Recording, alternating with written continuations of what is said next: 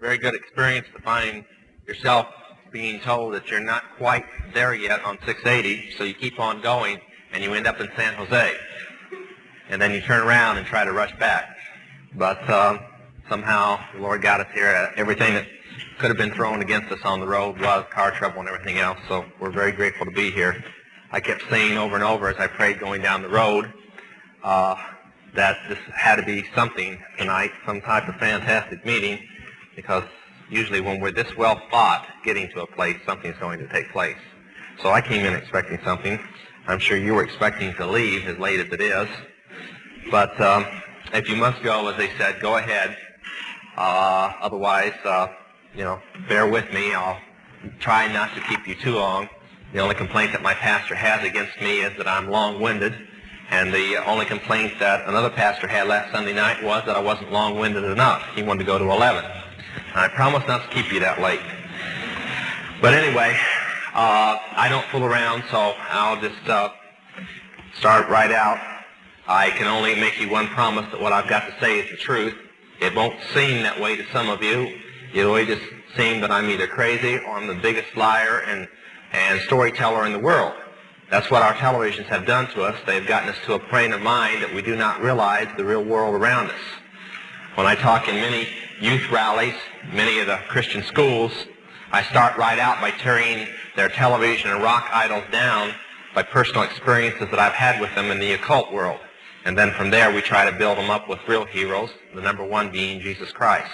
But I come from a family where I grew up having my own heroes. My number one hero was my great, somewhere way back there, grandfather named Francis Collins. Francis Collins owned the first ship that the Puritans landed in here. It just so happened that 50% of the people on board were also witchcraft people fleeing from Scotland. And they were called the Collinses. They were all his family, and that's how all witchcraft came to the United States.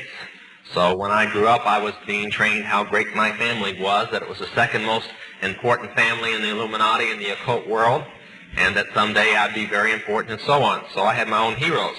And television didn't help much. The reason I'm so down on television is I grew up around the television world, on the insides of it. When I was just a teenager, Hollywood paid for my way out to California so that I could bring a couple diaries that belonged to my family that I had inherited by will as the last male heir of the Collins family. If you wondered why that fits with Todd's, the Collins family changed their name about 100 years ago to Todd to cover up some of the things that they had done. But I'm sure some of you will remember the show Dark Shadows. That was the show that paid for me to come to Hollywood to bring the diaries. Many of the scripts were taken from actual incidences in the diaries. And, for instance, Barnabas Collins was based upon a man named Prince Williams Collins, a Revolutionary War hero. When I was growing up in the occult world, we were always taught that we had been somebody else before. It wasn't good enough that we were the person we were now. We always had to be a dozen people that we were before. We had to deal with this life and all the ones we were supposed to have had before and all the ones we were going to have in the future. And I was supposed to be in Prince Williams Collins. As I said, that's who they based Barnabas on, so I wasn't exactly the nicest guy in the world. I grew up this way. When I was 13, I was taken into what is called the outer court to be trained as a priest in witchcraft. That had been like your pastor who just stepped off, or better yet, more like the youth director or something. When I was 18, I was initiated a high priest. That would have made me the pastor. At the same time, I became draft exempt. I did not have to go into service, but a bunch of us smart aleck young, I have to correct the pastor, not warlocks, but wizards and witches, went into the Army because we felt the Army really needed witchcraft. It just couldn't get along without us. And since the Army didn't think that they needed any chaplains that were witches, we just kind of went in on our own. So I went on in, along with a lot of others, and I never did anything, I guess, halfway. I got in Vietnam, found out I liked Vietnam so well, I was willing to re-enlist. In fact, I'd already signed the papers to stay for another tour in Vietnam when I became wounded in the last month of the first tour, and I was shipped back to the United States. My time was almost up, so I was discharged, and the same day I re-enlisted. I asked for Vietnam, and they said because of my wounds that hadn't totally healed yet, I couldn't go to Vietnam yet, so I got Germany. Now, I had re-enlisted for 6 years, and until the time of my re-enlistment, I always thought that witchcraft was just witchcraft. There was nothing more to witchcraft than just casting spells, and that we were smarter than the Christians and other religions because we really knew who the gods were, and we were born with special powers because our ancestors had passed them down to us, and all the little stories they like to tell us. Witchcraft was a little different at that time. When I first got into it as a young person, you had to be from a family that had generations after generations of witchcraft. In order to be a coven member at the time, you had to have 3 generations at least, while the minimum that I had that we could find was 7. So there wasn't any problem, and we knew it went past that where there weren't records kept anymore. But that was all witchcraft was. As I tell many people, when many of you were raised as Christians, and I guess that's why I can't understand why some of the Christian teenagers are the way they are today. If they were raised in this glorious gospel, why they're so rebellious. I would have given anything to have been raised this way. But when you were learning the 23rd Psalm, I was learning the witches' chant. When you were reading about Moses opening the Red Sea, I was reading J.R.R. Tolkien. When you guys were learning different memory verses and so on, and the 4 spiritual laws and the 10 commandments, I was happening to read C.S. Lewis. Of course, I've been greatly surprised that Christians read that too. But this is the way I grew up, and this is all I believed in, was just that there were mighty gods and we were special people. We were their priests and priestesses. Until I re-enlisted. I went to Germany, spent a month home, went to Germany, spent another month. 2 months out of a 6-year enlistment. One night while taking drugs and drinking, I shot and killed an officer in downtown Stuttgart. Now, if there's one thing that the Army does not like, it does not like its sergeants killing its officers. They have a quick cure for that. They threw me in solitary confinement. And as the court-martial proceeded on, and things began to look like I was going to spend the rest of my life in Leavenworth if I was lucky, all of a sudden a riot took place in the stockade, and although I was in solitary confinement, other people were placed in the cell with me. One of the men that was placed in the cell with me had been scheduled to get out that particular day and was held because of the riot.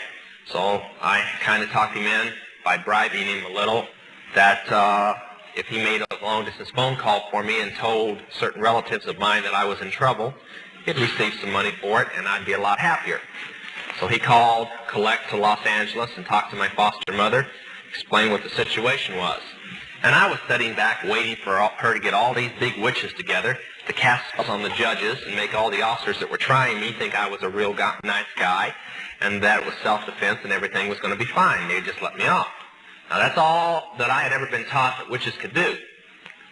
But 3 days later, my cell door opened there in solitary. As I stepped out in the light for the first time in 32 days, I heard some very strange words.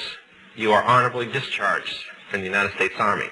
And the man that was saying them was a senator by the name of William Saxby. He had a congressman with him named Wiley and about 3 or 4 generals, and they were handing me an honorable discharge. And on the discharge papers, it didn't say I was bad, didn't say that I had been in jail, didn't say anything. It gave me all my time and rank, security clearances that I had in my possession, and didn't explain why I still had over 5 years to go in the United States Army. It just discharged me honorably.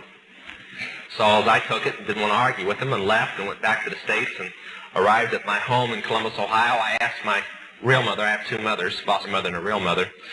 I said, what type of spell is so good that it makes senators and generals do what you want? And it's a really good spell. I'd like to learn it. She just looked at me and said, you just don't understand, do you? She said, we didn't cast a spell on them. They're with us. I said, oh, far out. Senators that are witches. She says, no, they just belong to us. And I didn't understand what she was saying. And I said, well, what am I supposed to do now? You know, I'd like to take my old coven back over and so on. So she handed me an envelope that had been waiting there. She had explained that there was one there and one in Los Angeles. They didn't quite know where I was going to show up. I opened the envelope. Very intriguing thing. $2,000 in $100 bills. A lot of money. Also was a one-way plane ticket to New York City. I said, well, what's this for? She said, well, you make a reservation, you get on the next plane, you get out of here and you get to New York City and they'll meet you at the airport. I said, well, who are they? And where did this money come from? She says, you get there and they'll tell you and you'll know who's supposed to meet you when you get there. Now, witches are very curious people. That's why when we do some of the most demonic rites imaginable and our hair would stand on end and almost turn snow white overnight from all the spooky things, we couldn't wait to get back in there. We were always curious what was going to happen the next. I think that's why some of the people get on roller coasters and like to be scared to death. It's just the way with the witches. They really spooky things going on, and they can't wait to get back, and this was extremely intriguing. So I got on the plane, and I flew to New York, and I got off the plane. Sure enough, no problem with recognizing who met me. I'd read his books for years. In fact, he's the man who first created Christian witchcraft. His name was Dr. Raymond Buckland, head of the anthropology department, Columbia University. At that time, he isn't now. Graduate of Oxford University, Rhodes Scholar, handpicked by the Rothschilds to lead the Illuminati for him. So I arrived, and he took me to his house, and the next few months he carefully rearranged all my ideas for me. He told me that all the things that I had learned about witchcraft were just stories that we told the lower people. And where I thought there was only 3 levels and I was as high and as powerful as a witch could go, he assured me there were 3 more. I guess I should have backed off then, figured if I was lied to the first time, maybe I'd be lied to the second time. But as I said, witches have an incurable curiosity. They've got to find out everything. So I let him train me, and he explained to me that since I was a male Collins, I was in the Collins family, that I had a position to take. And that there was a board of directors called the Grand Druid Council, which contained 13 of the most powerful witches in the world. And that my place was on that council. And I said, oh, you know, great. When do I take it? And he said, well, somebody just died. I kind of always wondered if he died or they shot him or something. You never can tell in the Illuminati. But he sent me to Los Angeles. I studied for 6 more months with my foster mother, holding kind of a temporary rank on this council, and then taking up to Colorado Springs and initiated. And I do believe that when I testified here at the last time, I explained who the person was that handed me the ceremonial knife for that ceremony. Another senator named George McGovern. You might, before the night gets over, start to realize that Washington isn't bad as you thought it was. It's worse. But the ceremony, by the way, was human sacrifice. And the leader of that ceremony that night was George McGovern. That's why when we did the broken cross, we drew his picture into the broken cross as a person practicing human sacrifice. But after the ceremony, I went down to San Antonio and decided that would be the perfect place. And I moved into San Antonio to watch all the drug traffic in the area, and I was given a 13-state area. That totaled out to about 65,000 initiated witches and wizards, priests and priestesses. Now that's just the staff of the church. That's not the congregation. So if there's that many ministers in that area, you can imagine what the population is. In California, whereas most of the Grand Druids have many states like I did, I had 13, California has a Grand Druid all to itself because there's that many witches in California. In fact, it's the most populated area in the world for witchcraft. And the Bay Area just happens to have the most. But anyway, this is where I lived. I only left it 8 times a year to attend what we called council meetings. Now, to give you an idea, Monday was one of those council meetings. They hold them 8 times a year. May 1st, they held a council meeting, and from our information, they held it in San Francisco. So you were kind of close to it this time. Things went along fine. I enjoyed the money, par. I always thought they were kind of weird because they kept talking about controlling the world. And I thought, let's stay back with witchcraft, you know, this world government thing, you know, they're a little weird. Witches are never going to control the world. And finally, on August the 1st, 1972, things changed. Courier from the London Embassy, a member of our United States State Department, arrived with a courier document pouch sealed with the crest of the State Department, brought it through customs unopened, nobody could touch it, brought it in to San Antonio, and I was hosting the meeting this time. And it was on Latimus, August the 1st. The man came in, laid the pouch down in the temple room up in the casino building, walked out, and left it. He wasn't to know what was in it. The door was locked, security guards were placed on the outside, and Dr. Buckland took up what's called the Atam, the witch's ceremonial knife. He slit open the seal, unlocked everything, and took out 6 letters. We'd seen letters like this before, no big deal. They had the crest of the Illuminati, which is on the back of your $1 bill, so you can look at it later. On them, sealed in wax, red wax. The only problem was that the first 4 were standard business. They only contain checks, bribe checks and so on. Usually bribe checks start at about $500,000 to give you kind of an idea and work up into the millions. But then they've got almost all the money in the world. Why should they worry? You spend a $5 bill and you panic. For what a $5 bill feels like to you, $1 million feels like to them. So believe me, they've got the financial strength to do it. The fifth one was totally different. It's very thick, about 30 pages, and it was handwritten. Now, according to the laws of witchcraft, if anything is religious, it must be written in a special ink with a dip pen, and the person who's writing it own handwriting. Nobody, you don't dictate it. It doesn't get typed up. Nobody writes it for you. Now, in the Illuminati, the Rothschilds are not humans. They're not just the richest family in the world. They are gods in human bodies. More or less the counterfeit of what Jesus Christ was when he was on the earth. They're the sons and daughters of Lucifer in human body, and his wife and so on. So that this council that I was on is the private priesthood of those gods. And when those gods talk, the priests listen and the priestesses listen. Then they tell political people. That's why a handful of witches have so much power over so many political people. Because they're simply just like a tape recorder for some very powerful people that everybody else considers to be holy and to be gods.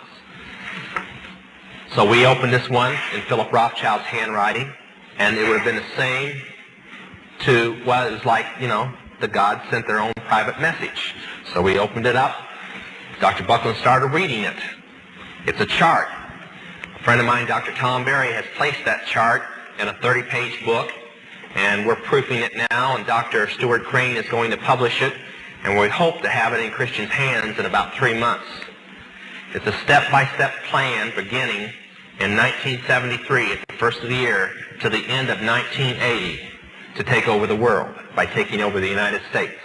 Now, before you think that that's impossible, I've watched the news over the past 5.5 years, and they're not only on schedule, they're a year ahead of schedule. And when I told people this 5 years ago, they thought I was crazy, like a lot of people think now. When I told them that we were supposedly not going to have any fuel, although we were going to have it, and that the gasoline prices were going to go sky high, I even told them a crazy story that the farmers were going to go on strike and the coal mines were going to close down. Now, I wonder where I could have gotten a crazy idea like that. And I was saying it 5 years ago. Only when I went on the East Coast this time, nobody was laughing because they were getting cut back on electricity and people were only working 20 hours a week because there wasn't any coal. So after reading this, I thought, these people are really crazy. Crazier and crazier. But I stopped laughing when I read the 6th letter. It was in Philip Rothschild's handwriting too. Now, before I tell you what's in it, I want to say something. The Mormon doctrine and the witchcraft doctrine are almost identical in how the world began. According to the witches, Lucifer chose his son and his daughter, which were married, to come to the world and lead the rest of his little kids down here. Believe it or not, you're supposed to have landed in a flying saucer. And they landed here, and man was just more or less assuming their shape from apes, and they intermarried with man, and that's how, well, the original people were the witches that arrived, and their children became the witches, and the ones that they didn't marry with are the mortals. If you remember Bewitched, you remember the doctrine of witches and mortals. Now, that may seem a little crazy to you, but they firmly believe it. And that Adam, who had the ability to turn back into other lives again, like everybody else did not. Because when the evilness of man settled into the garden, and that's why the garden was bad, there's no original sin according to witches. And Lucifer had planned to come and live on this world along with his children, but he couldn't because of all the evilness of man. And when they say that, I almost feel like they want to write Christians sometimes, the way the doctrine goes. But Adam would come back to bring peace to the world and to unpollute it so his father could come back. Now that's their doctrine. And when the 6th letter said, we have found Adam to be in the world, and he is ready to make peace so that his father can return. I knew enough about revelations in the Christian Bible to say, hey, I'm in the wrong camp. And I asked a very stupid question at that moment. I said, isn't this in the Christian Bible? Now, witches teach that the Christian Bible is an absolute lie, created by the God of evil named Jesus. Okay? So when I asked that, I almost got lynched. Sometimes more or less like the Christians like to do when I'm 2 hours late. I got to get you to laugh somehow. So I said, well, you know, I'm just kidding. Don't worry about it. I was just joking, trying to lighten things up. They calmed down. I left, did some more drugs. Now, I was doing about $150 a day worth of crystal speed at the time. I weighed about 149 pounds, and after looking at some of my rock friends like David Crosby that's doing $200 a day worth of drugs now, I firmly believe that if the Lord hadn't saved me, I probably wouldn't have made it another year. At that time, from August the 1st on, for the next 30 days, I thought of nothing but how to get out. But even though I realized that the Christian Bible was telling the truth, it just never dawned on me because of the spirits inside me that if it was telling the truth in that, then salvation and Calvary were real also.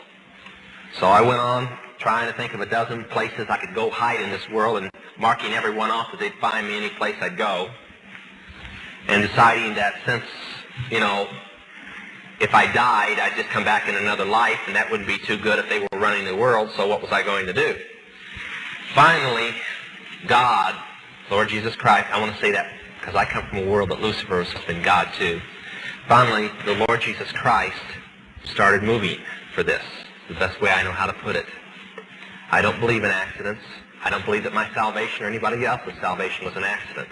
I believe in God infinite. I believe that God sets in motion the things to bring you about. You still have the choice. But many of you who don't know Him tonight, the Lord brought you here whether you know it or not. Much of you were probably brought here by praying friends and relatives. A man found his daughter, a pastor by the name of Smith, found his daughter, an initiated witch, shortly thereafter, he told me later, he said, I couldn't believe it. Here I was, I went to Baylor University, I was a minister in the Southern Baptist Church, and Baylor did everything but hit me over the head that there was no devil and no witches and no demons in this day and age, much like many fundamental Bible colleges I know today. He said, so I had to relearn all over again. Instead of taking man's idea, I took the Word of God. I found that Deuteronomy 18, 18, 19, and 20 gave a list of witchcraft in the occult world. And that Acts 16, 16, 17, 18, and 19 gave the power over witchcraft, what its power was, and how to handle its power and the power over it, which is the taking authority over the devil and the demons that are in witches. That's how they get their power. The stronger the witch, the more demons that they have allowed in. When they take a young person and they train them for witchcraft, they give them what lovingly, I guess, call it homework. They give them assignments that they're to do. And the assignments tear down every moral fiber and training that the person has. And just literally, they become a human chalice. They fill up with demons. As they do these things, they break down all the barriers holding the devil back. And when they're done, they have a very programmed, very brainwashed, and very powerful supernatural witch or wizard. So he prayed and he fasted. I heard Jack Howells the other day. I guess I never realized until I heard him how little Christians pray and fast. He's been around a long time and says he's only met a handful of praying and fasting Christians, and I can believe it anymore. But this minister prayed and he fasted. He said, God, let me cross Lance Collins' path. And that was my occult name. He prayed and he prayed, and finally he felt this is the time, and he got up one morning, Saturday morning, a few days before Labor Day in 1972, and he went downtown and he started going through the occult stores. Now, was never in the occult stores there much. And the one building that I lived in, there were 2 occult stores in that building, downtown San Antonio. One day, one of the managers that Saturday morning had an overdose of drugs, was critical and couldn't make it in, and I had to go unlock the place for the sales girl to come in. And I just unlocked, got all the cash fixed up and everything, was getting ready to leave, hadn't been there more than about 5 minutes, and his pastor came in. Now, I knew he was a Baptist the moment he walked through the door. He carried a big black Bible. You have to be in southern Texas to understand. They don't go any place without a big black Thompson or something like that. You carry Schofields up here, they carry Thompsons down there. As one pastor says, I like a rapid-fire Bible. But he came in, and I remember telling Linda, the girl that was with me, oh boy, here comes trouble. He walked up and he said, I'm looking for Lance Collins, and kind of braced myself, and I said, I'm Lance Collins, can I help you? And he said, well, I want to tell you about the love of Jesus. I said, I don't want to hear it. I don't want to hear it. You take your Christian garbage and you go somewhere else. I remember the words very distinct. So he started preaching anyway. They figured he was there. He just dug his heels in and opened up. Well, I gave him about 2 sentences, and the spirits in me took over, and they started cussing. He just kept on preaching. So I started reciting chants, demonic chants, out to block what he was doing. Usually it got Christians scared, and they ran off. He didn't budge. He stopped, and he said, well, I see, Ephesians 6:12. I'm not warring against Lance Collins. I'm warring against the demons inside him. So, since they want to talk to me, I order them to be silent in the name of Jesus. And he just started in a very powerful prayer, pleading the blood of Jesus Christ, and finally ending with this. He says, I order, in the name of Jesus, the devil to stop giving you any power of witchcraft, and to stop giving you any of his benefits, and took one look at me and saw that I was on drugs and said, and stop giving you drugs. Now, parents, listen to me. If your kids are on drugs and you've got a problem, stop preaching to them. Just order the demon inside them and the devil to stop supplying them the drugs. You'd be surprised, we've done it, how fast the pushers and dealers they're getting their drugs from get busted all of a sudden. Try it. It works. And when he was done, he says, now I'm going to pray and fast for you, Lance, until you get saved. And I don't know why I said it. I just said, you're crazy. Get out of here. Don't do that. Don't do that. I remember I've told dozens of witches, I'm going to pray and fast till you get saved. Don't do that. One thing a demon does not like is prayer and fasting. He turned around. He walked off. One thing that had intrigued me, I kept trying to convince myself that I had shut up to listen to him because he was so weird. But what it was simply he had taken authority over the demons, and I had shut up, and I had heard the whole thing. I went on upstairs, very shaken and not knowing why, very sick and not knowing why. I'd never felt like this in my life. I'd never come up against a Christian like this. Usually I said, I'm a witch, and they couldn't wait to find the nearest bomb shelter or crawl under the bed or get the straitjacket out. Well, something about my eyes back then, they never questioned when I said I was a witch. They just took off running. So I went upstairs, took out my drugs, my needle, did a fix. No problem. I had sent all the rest of my drugs out that night, big shipments that we had stored around the area, to other states because we had a huge shipment coming in that night.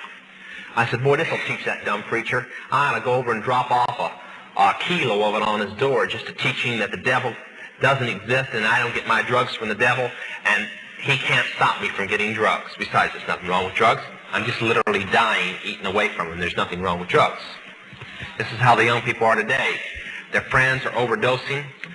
I've talked with people, 14 and 15. I said, how many friends do you lose every year? Oh, 10, 20. They overdose on angel dust or something, killer weed, different things. But there's nothing wrong with drugs. I had asked one girl why she was so bummed out. She says, well, this is the 5th girlfriend that's ended up in the mental hospital not knowing who she is from taking acid and having a bad trip. And I said, do you take it? She says, sure, but I don't have any bad trips. There's nothing wrong with acid. When I got saved, I didn't have a friend that either wasn't in jail or wasn't dead. It'll do you something to you to walk into your friend's apartment and see them laying on the floor, needles still in their veins, and dead from an overdose, or from strychnine being added to the drug because they wanted them out of the way. I went on upstairs, as I said, I did the drug. Not to worry, more drugs coming in. Except midnight, my phone rang, and I was still speeding. I hardly ever slept, hardly ever ate. Answered the phone, and I said, yeah, what's going on? Private number. I knew it had to be somebody that knew it. And they told me a story that I didn't like too well. We had paid off the Border Patrol. Everything was taken care of, standard run of drugs. Except that night, the ATF had heard that some illegal aliens were coming across the border. They called all the Border Patrol over, from the regular stations, and had put on reserve units. And a guy that was so spaced out, he had sampled a little of pure speed. There was 3 huge cartons about this big, close to $1 million worth of speed, in the back of the car, just sitting on the back seat with the lid off where everybody could see it. He wasn't worried. Drove up to the thing, and the guy wheels out a gun and says, you're under arrest. It's all over in a matter of moments. I'm sure he never even realized what happened. It was all because a preacher took authority over the devil. When I got that call, come flooding back. This guy's weird.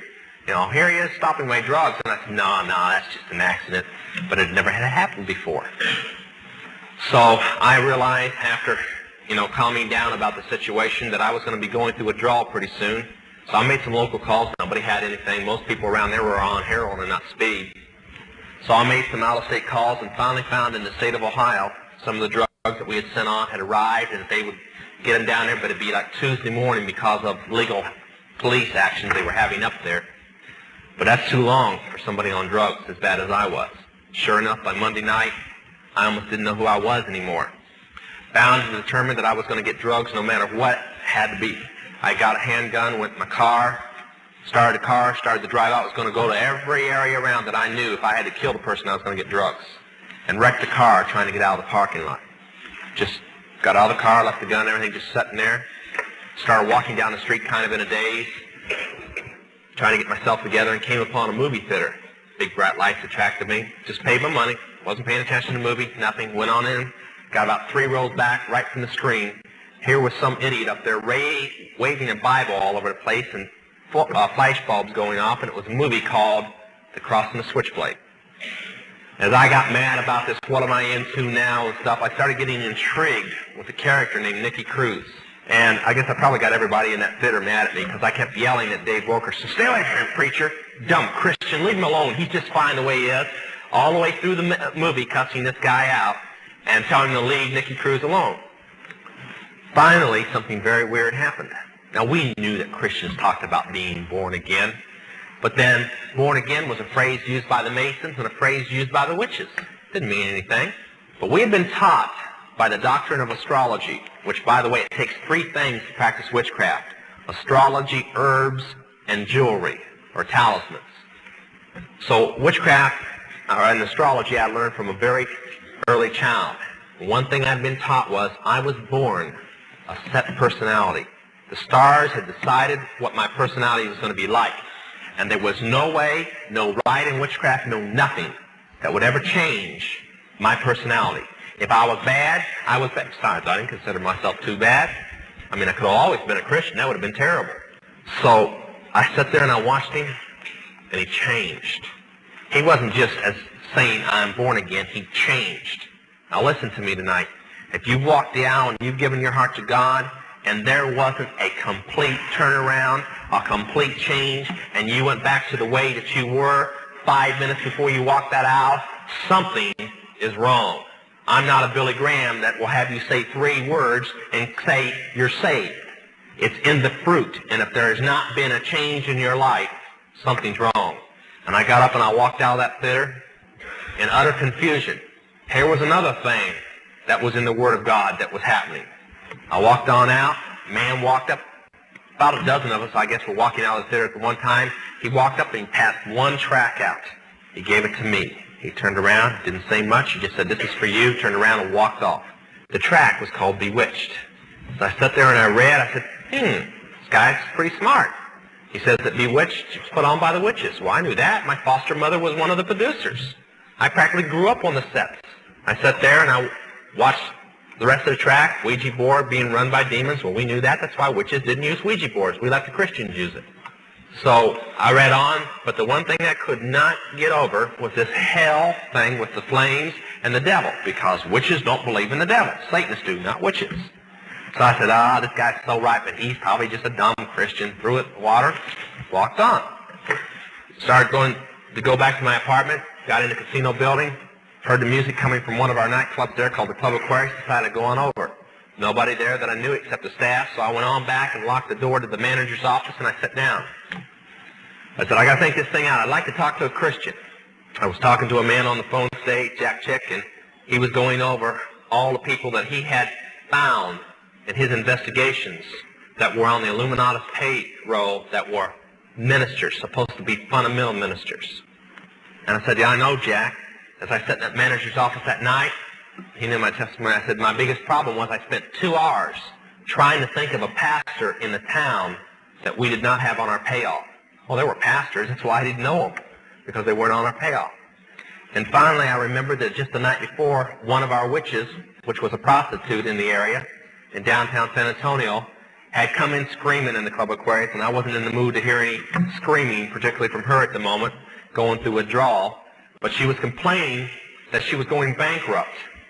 And what the problem was her area was over by the Greyhound bus station, and she'd be over there prostituting, and some idiots from a Christian coffee house would come over and preach to the guys, and she would proposition them. That can really put you out of business. I mean, no serviceman's going to walk off with a prostitute with somebody telling them about hell at the same moment. So she decided we had to do something about the place, and I told her to get lost, but I remembered it. And I said, well, that's only 8 blocks away. It's only 2 in the morning. Nobody'd be in bed at 2 in the morning. Which is the night people, you know. Took off walking on over there. The place had a reputation of its own. Just 3 months earlier, it had been a burlesque place, show bar with strippers in it. The Baptist preacher said, enough is enough. We don't need this down here. He goes in, jumps up on the bar stool, up on the bar, shoves 2 strippers in the middle of their act off the bar, and starts preaching. 15 minutes later, the 2 strippers had pulled the curtains down off the wall, wrapped them around them, kneeling down at the bar, giving their heart to the Lord. They're still Christians this day, by the way. I know them.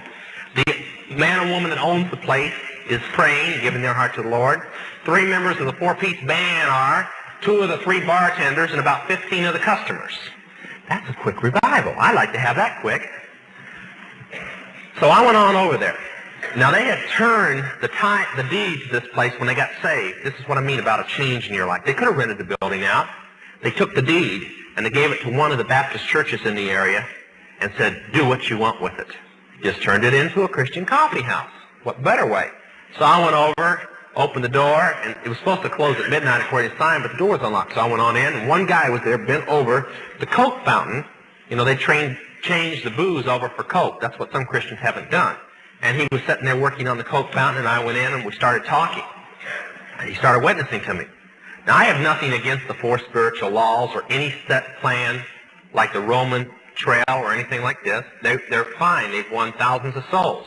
But that particular plan didn't mean anything to me. I wasn't even interested in it because, for mainly, I didn't believe totally the Word of God.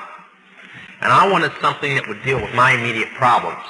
And I wasn't hearing anything. Finally, he realized that he needed some help, so he called up his pastor. Now, as everybody knows, nobody calls their pastor at 3 in the morning, do they? No, just all the time. So he called him up, and the pastor says, well, we've been praying and fasting for this guy along with some other churches. We'll get right on him. I imagine he probably called up a bunch of people. And he come back and he said, now, Lord, this is out of my hands. The man's name was Claude Elmer. He said, this is out of my hands. I don't know the first thing about witchcraft. I don't know the first thing about the devil's kingdom, but you do. And he quoted Luke chapter 10, where the Lord had saw the devil fall from heaven, and we had power over the devil. And he said, now you were there when it happened. You educate me right now. What scriptures do I give this man? And he said, I'd like to read you something. He opened his Bible to 2 Timothy 1:7. It is the best scripture in the world to witness to anybody in the occult. Because when you're in the occult, there's one thing that you do not have. You do not have a mind without fear. 24 hours a day. You live in a nightmare world, and you try to convince yourself by brainwashing yourself that you're not unhappy. And he sat there and he said, God can remake your mind and take away the fear. And when he said, take away the fear, I said, let's get with this thing right now. And he started praying with me, and he led me in a prayer of salvation. And I remember when I closed, I said, Lord, I want your forgiveness. I want to miss hell. I believe in it now.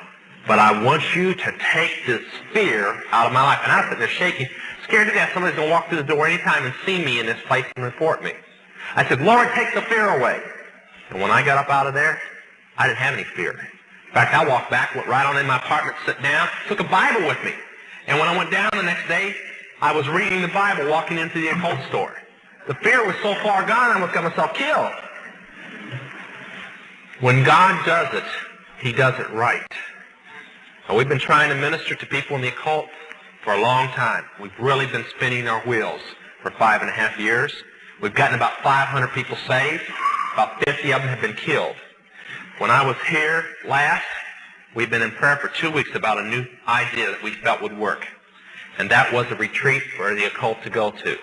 This Monday, on their New Year's Day, couldn't have been arranged better. We didn't do it on purpose, but it was perfect. While their grand jurors were meeting, our rehab center opened. First candidate is already in it. Right now, coming from Maryland, is a girl that's the second most powerful person that had ever left the Illuminati. Philip Rothschild's own girlfriend, teenage girlfriend, left of the occult from the 11th richest family. Found out about the house going to be opened before our plan to release the news through Chick publication tracts and the phone numbers to go with it ever came out. They're not even off the press yet, and the occult world already knows and is calling hotline numbers that aren't even published yet. They somehow found the numbers. Another girl was saved 2 days ago. I don't even know who she is. I'm holding my breath because she knows me. Jack Chick got a call today. So the girl walked into a Christian bookstore and says, I hear John Todd's still alive. The guy said, yes. He's been alive for 5.5 years? And he said, yes. Well, if he can be alive for 5.5 years, I can be alive for 5.5 years. I want to become a Christian and get out. Now that is sweeping. That type of news is sweeping. You may not understand what that means. But if you were in East Berlin trying to get to West Berlin and there was a wall of death between you, you'd know what it means. If they tore that Berlin Wall down, you can imagine the East Berliners, how many would be flooding to West Berlin. Well, that wall of fear and death that the Illuminati has so strongly built up has just been shattered. We have done in the last month things on purpose that they have promised the occult world would never happen. Isaac Bonowitz, the Rothschild's own enforcer and one of those 13 top witches, lives in Frisco. He promised that the #1 witchcraft city in the United States, I would never preach in, San Francisco. We preached there 2 Sundays ago. He's got a lot of explaining to do. And the word is getting around. We need your prayers. There's a revival breaking open in the occult world now. They have gotten the word. There's a way out. I'm just going to have to start praying for 3 or 4 more buildings. Because if this carload gets here, we're not going to have much more room. We got a 4-bedroom house. It can fill up pretty quick with a bunch of witches in it. So, by the way, we need your prayers just for that. You've never been in a situation where you have about 15 witches all around you at one time, all with different problems.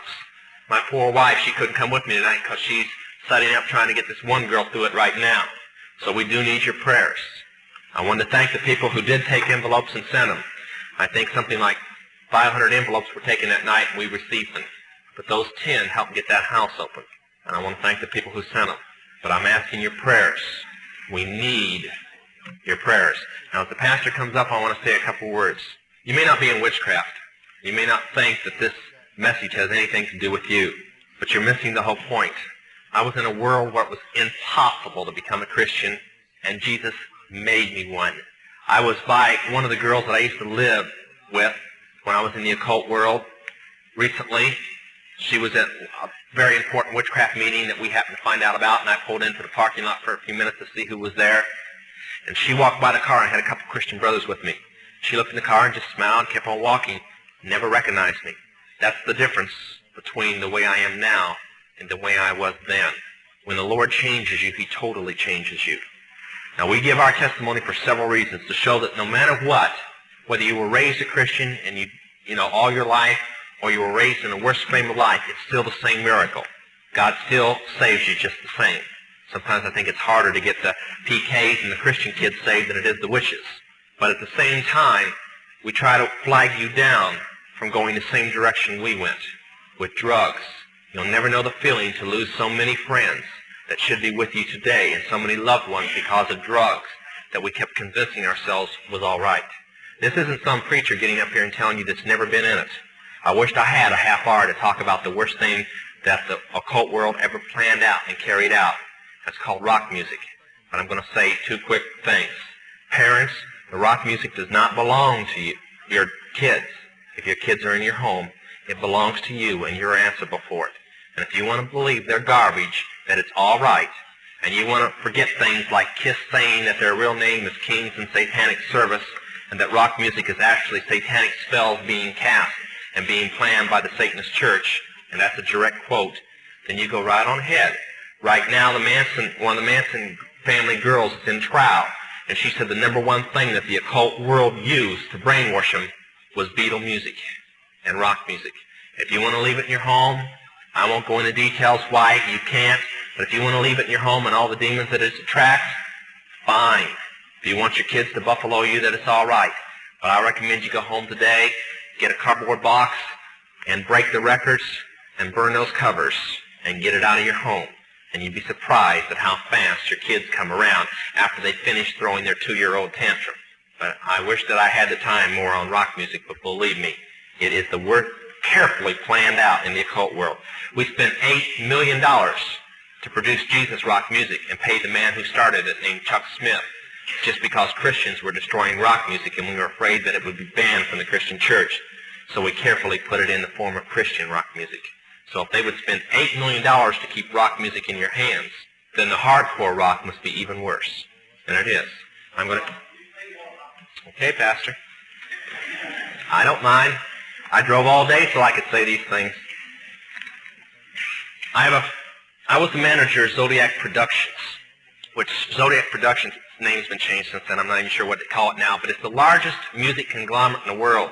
It owns RCA Records, Columbia Records, Motown Records, owns almost all the concert booking agencies in the United States. And that's not even the name of the company that owns it. The name of the company that owns it is Brenner Enterprises, and Brenner Enterprises is owned by Chase Manhattan. Chase Manhattan's owned by Standard Oil, and Standard Oil is owned by the Lords of London. You can track it on back. You kind of get the idea after a while. But I was the managing president of Zodiac Productions. It's one of my jobs as being one of these 13 people. Thus, I got to know many of the people who produce music and sing the music and play the music that you play. Recently, one of the top people in rock music from the group, can't think of the name of the group now, it's one of the top rock groups still in existence that's been around a long time, was just saved. And he told how when they'd play in their concerts, they would control, through witchcraft spells in their mind, the people to do different things in the audience. And that they'd work the audience up not with their music, but with their mind and their music combination. Now, one of the closest friends that I got during that time that I obtained was a man named David Crosby. Crosby's still Nash and Young. And I saw David the day before Christmas last year, talked with him. I got him away from this witch that he had with him. He told her to go shopping. We were in West Hollywood, and I was witnessing around to people I knew. We went off in this store, and we started talking. I said, David, I'd like to ask you a couple questions. I said, I already know the answers, but I've been gone for 5 years. I'd like to know if certain things are still the way they were when I left.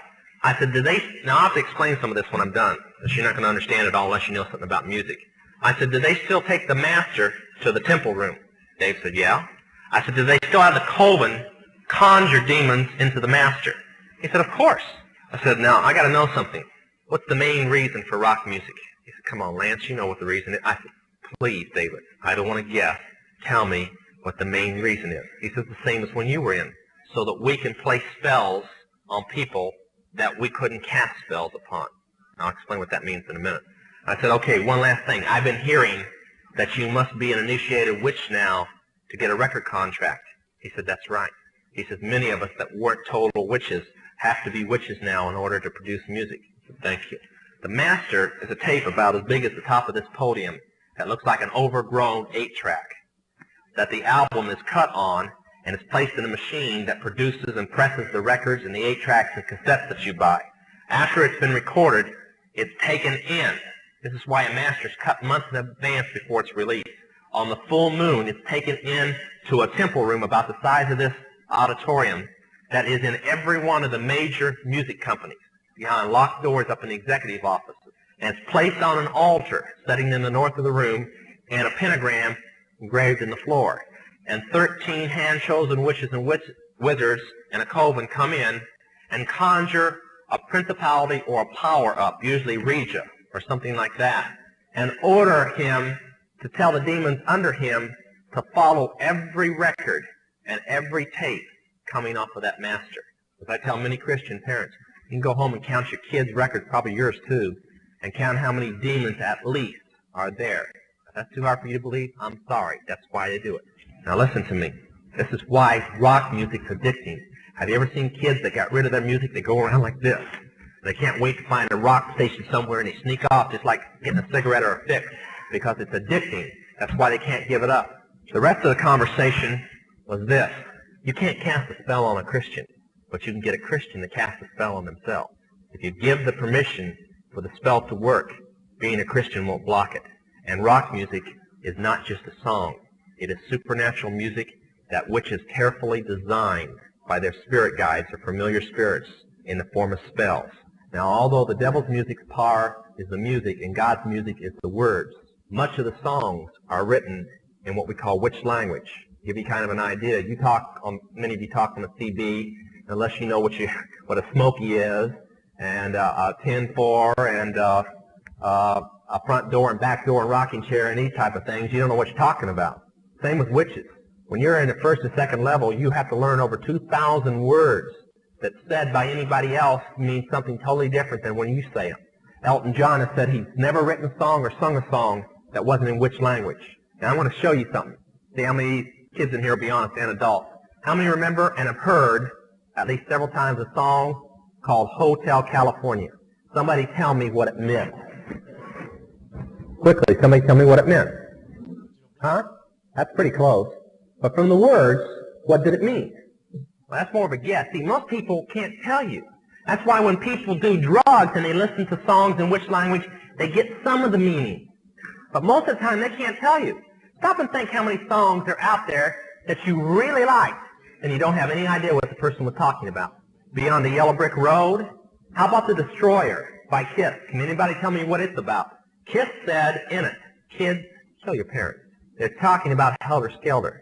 Beatles sung Helter Skelter in which language? Nobody knew what it meant. Manson did because he belonged to the process. Helter Skelter is a several thousand-year-old word. And they're believing that it's going to happen in a year from now, from this very date. Most of the music is either about Helter Skelter or a place called the Night Winds, which is what Hotel California is about, and different doctrines of witchcraft. You listen to them, your parents let you listen to them, and they have no idea. Kiss openly bragged how they were gaining control of people through their music because the people played their music. They told how they didn't form their own group. Their church, because they were ordained ministers of the Satanist church, placed them together. And that's how most of the music is done. David Crosby, when him and Crosby, Still, Nash and Young produced the record Two-Way Street, they ordered the principality of Medici to order demons of rebellion to go into the record, and everybody that heard it would be rebellious against law and order and government. And it was one of the reasons for the great upheaval in the 60s was that one album, and they take open credit for it. I can go on all night, but that's mainly it. Parents, get this stuff in and destroy it now. I guarantee you, your kids will straighten up. They may pout for a while, but they'll straighten up. Okay? Sorry it's so late. All right. We've had live action here. We're a bunch of night owls now. This ain't nothing. How many of you believe he knows what he's talking about when he talks about rock music? Huh? Not enough of the kids, I'm sorry to say. Yeah. Well, I sincerely believe he knows exactly what he's talking about there. And I hope you'll listen to him. I hope you'll hear where he's coming from. And if you continue listening to that junk, where you're going. We just cannot tolerate it as Christian people in our homes. You can't stop it from being played and sold and all that, but we can't tolerate it. You mentioned a time or two the Illuminati. Could you, in just a few words, summarize what you understand the Illuminati is? Okay. Many people call it the Great Conspiracy, which is kind of true, but actually the Illuminati is about 1,000 conspiracies all running at one time. Therefore, a lot of them backfired. But it was formed about 100 years before its original birth date. The birth date is May 1st, 1776, witches always start everything on May 1st. That's why even the communist birthday is on May 1st. That's their New Year's Day. But it means the holders of the light, or the light bearers. Now, witches have another name for it, too. Since it is a death penalty to use the name the Illuminati, you must say Mariah, which means the conquering, destroying wind. But its belief is that Lucifer is God, and that everything else is imposter, and that Lucifer can bring peace to the world by his lifters or upholders' conspiracy. And they're going to conspire and conspire and conspire till they have a world government. Sometimes I wonder why they could be so dumb that they're doing exactly what is going to lead to their destruction. But then that's usually how the devil is. He keeps everything in darkness. But that's the Illuminati. It's a world conspiracy, and I might add, an extremely powerful one. The occult is its religion. Now, many of you are doctors, lawyers, mechanics, construction workers, businessmen, whatever. Most of you are Christians and Baptists, okay? But he's your minister, or at least if you're from this church. And the Illuminati, they all have jobs. But the witches are their ministers. but they're all Luciferians. The witches are the ministers, and they're the church members, and the religion is Luciferianism. Now, the real Illuminati, the organization itself, is financially powerful and politically motivated. Through their finance, they have an old witch's room, which is kind of a saying, a poem. They say, let the kings be kings, let the bankers be bankers, and let the priests be priests. Translated, it simply means that it doesn't matter who rules, as long as the bankers have the money, they'll own the person who rules. And the priest will run the bankers. That's the Illuminati. You mentioned, John, some publication, you said might be on about 3 months. What is that again? It's called Riot and Revolution. It's by Tom Berry, a classmate of my pastor, Roland Rasmussen, graduate from Bob Jones, a doctor in divinity. And it takes the plan of the Illuminati for helter-skelter and gaining control of the world. It takes some of my testimony to justify it, and then it gives an answer to Christians what to do during helter-skelter. Now, where did the material come from, and how did he get it? Some of it came from me, and some of it came from another minister named Joe Boyd. Some of it came from Jack Hounds. He's gathered. Also, he had about 20 pages of notes when I met him, which he said he gained by going through about 2,000 books. I think we're on the Illuminati and the Bilderbergers. Okay? Yeah. Satan worshippers believe in Satan. Witches, the lower 3 levels, believe in gods or else God's self, in ESP and so on. They believe in plural gods like the mother goddess Isis and so on. Or the higher levels are Luciferians, which believe in one god and the minor gods being in the Rothschilds. Okay? That's the difference. You mean the average witch is not taught that there is such a being as Lucifer, no, the devil? Well, for one, when you believe in Lucifer, you don't believe it's the devil. Okay? No, they believe in the mother goddess, which is called by many names, as the poem about her goes. Diana, Isis, Asherah, which was the female side of Baal. And they believe, actually it's Baal worship, there was a male and female god. Asherah, and then the horned hunter of the night is the way he's portrayed in all countries, which is more or less kind of the underworld god, the devil, or whatever. Okay. All right. Anybody with a question or two before we're going to take a love offering here? There's no difference. What was his question? The difference between rock music and soul music. There's no difference. Okay? All right, some other question. In the back. They didn't come up with it. That was about a hurricane that somebody named Mariah. Okay? Yeah. Yes. What are the two things in the Synthetic Church, God, love, in the Satanist church, Christ and Jesus are the same person. Okay? No, that's the teaching. In the Satanist church, Christ, Jesus Christ, and Satan are the same person. That's the Satanist belief. And the Luciferian, they believe that Jesus Christ is the God of evil. Okay?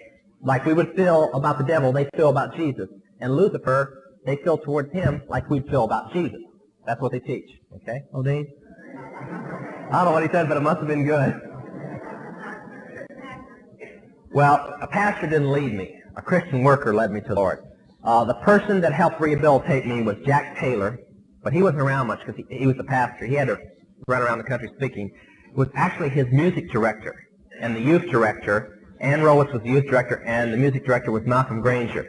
And I stayed with Malcolm, and him and his wife worked with me, and the youth director worked with me quite a bit.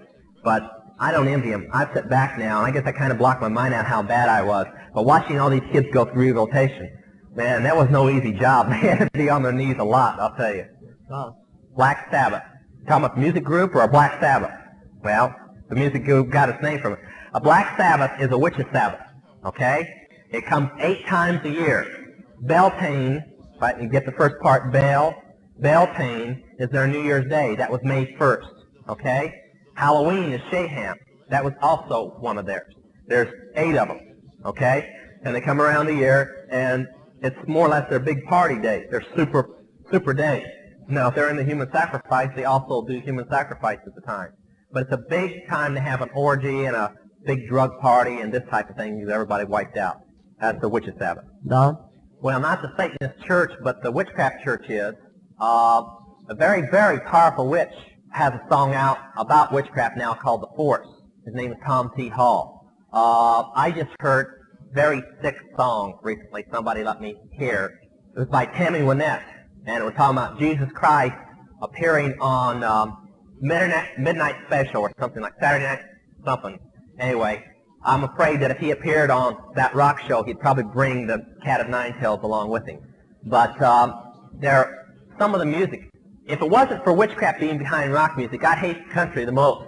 Because I don't see how Christians can listen to it when it's talking about adultery, fornication, getting drunk, cutting people up, running around with everybody else's wife, and things like this. And that's all I ever hear on it. Okay? When? Mm-hmm. Well, that's what they were referring to. Yeah, they did. No, I'm not going to tell you. Okay? I believe Vic and then Russ. Mm-hmm. Human sacrifice? That's pretty... The occasion. Oh, well, the occasion was on a Sabbath, okay? That particular Sabbath happened to be February the 2nd, Candle Mass, okay? What was the rest of it? Well, it's done, that particular one was done because of an initiation ceremony that was being done, mine. But most of the cultists just practice 8 times a year if they're into blood sacrifice. See, the lower witches believe that the power for witchcraft comes from orgies and sex. The higher witches believe it's attained by human blood. Okay? Russ, I believe you had your hand. It's a revolution that they have planned within the United States. Most people feel that something like that will never happen in the United States. They're lying to themselves. It will happen, and it's not very far off. Well, by 1980, there'll be... Helter-skelter is only an excuse, okay? The excuse is to be able to declare martial law. That's the whole reason for it. They've promised the one side that they will be able to gain control of the United States through revolution, when the whole time is they're just simply setting them up to be able to declare martial law and suspend the Constitution. And by 1980, they plan on being under martial law. Now, I'm not saying, don't all of you start lynching me at one time. I didn't say it was going to happen. I said this is their plan, okay? I'll leave it up to your own prayer life and watching the newspapers whether it's going to happen or not. Vaccine. Just like most other cults. See, Jesus Christ requires just one way. Only one way. The devil will use any way to keep your eyes off that one way. Okay? It uses the same tactics wherever it branches to. I have no idea if he came out after I got out. I have no idea. They were backing groups like him before, the Christianers and so on. I can't see much difference between them and those two groups. So they probably back him too. Okay, Mike and then Bob. Yeah, the Council of Foreign Relations. Yeah, and it's inner brainchild that runs it. It's called the Trilateral Commission. Okay? Let's see, I'll leave Bob and then Barbara. Yeah, there's 7 principalities, about 200 powers. Then it starts getting down into lower people we never pay attention to, the lower spirits. Barbara? Yeah, I want to go to all just recently, about 3 weeks ago in April. The day before Jack House came to our church to speak, and the day after he left, I came, both times I came walking out of the church at Faith Baptist. One time I got in my car, started to drive off in the parking lot, about 30 people were standing around, and a passing car opened up on us with a gun. And then, that was Sunday night. Then Wednesday night of that week, I was walking out into the parking lot prior to the church letting out with a couple of brothers. And when we dug the bullets out of where they hit, they had fired twice at us, and the bullets were .44 caliber, 44 Magnum. So they don't play around. And the range was so close, it was from the back of that wall to here. You know that the Lord is in it. It really makes you appreciate His divine protection, let me tell you. Ruth? That world takeover plan ended with World War III. But one of the teachings is that when Lucifer sets up his kingdom, okay, that through World War III, most of the civilized world as it exists now will be in rubble. And the one protected capital that they have purposely kept all missiles away from both sides, is Jerusalem. And they plan on using Jerusalem to set up from there, okay? So they believe that Adam's original home, or the Garden of Eden, rests where Jerusalem is. So that's going to rule from there. Mike and then Robin, we better let that maybe very quick. The church that I attend and a member of is Faith Baptist in Canoga Park, Dr. Rasmussen. The work where it's at, the house, has got to remain a sound.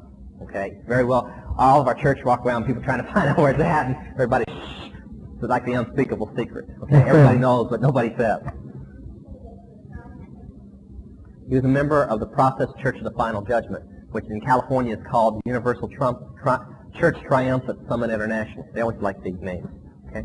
Okay, let's see. Randy? Not anymore. I try to keep out of communication as much as possible with them.